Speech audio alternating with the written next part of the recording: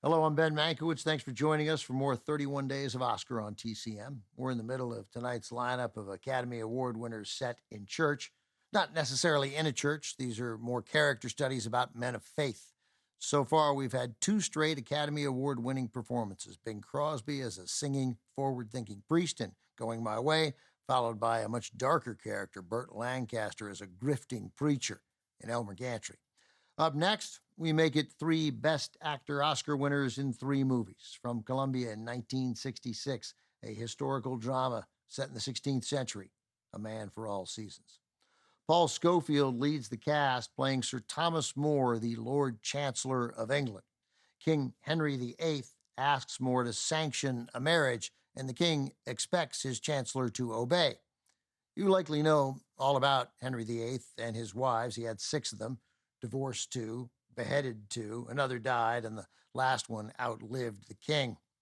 The story is set during King Henry's first marriage. He was just beginning his matrimonial reign of terror. He wants to annul the marriage to his first wife, Catherine of Aragon, so he could marry Anne Boleyn, one of Catherine's ladies-in-waiting.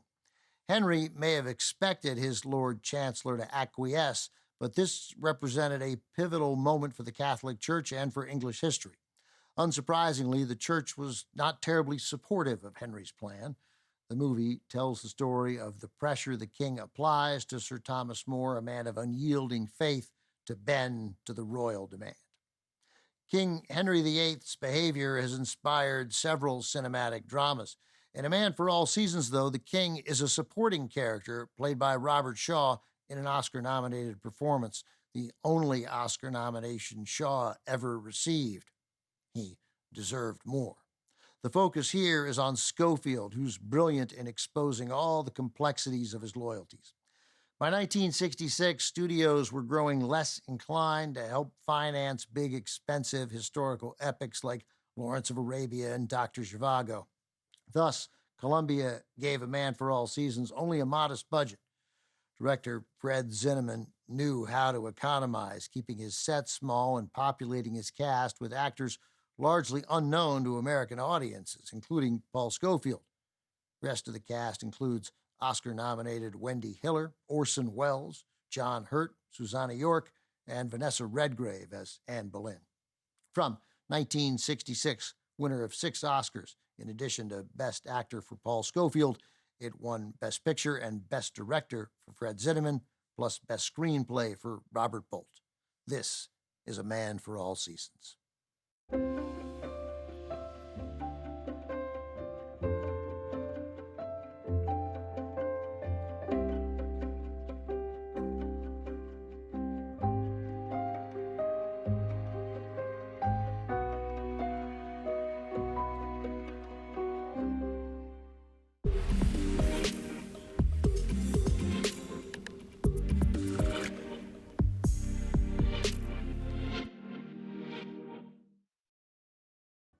Although he'd been a highly respected stage actor since the 1940s, Paul Scofield had only been in a few films when he made A Man for All Seasons.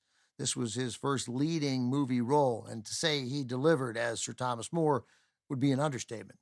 The story originated as a play by Robert Bolt, with Scofield cast as Thomas More on the London stage, then on Broadway.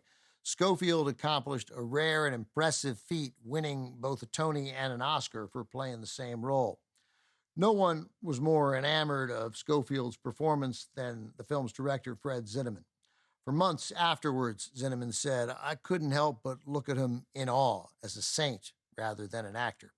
Scofield took his Oscar nomination and subsequent win in stride. "No doubt my wife and I will find time to share a bottle of champagne with someone," he said. Paul Scofield's second Oscar nomination came for Best Supporting Actor 28 years later for his performance in director Robert Redford's 1994 drama Quiz Show. Coming up, we keep the faith in our 31 Days of Oscar lineup as Anthony Quinn plays a Russian Catholic priest who enters the Vatican with a hidden agenda. The Shoes of the Fisherman is next on Turner Classic Movies. Next on TCM, The Shoes of the Fisherman, then Hallelujah, and later, One Foot in Heaven. Oscars on Cloud 9 today.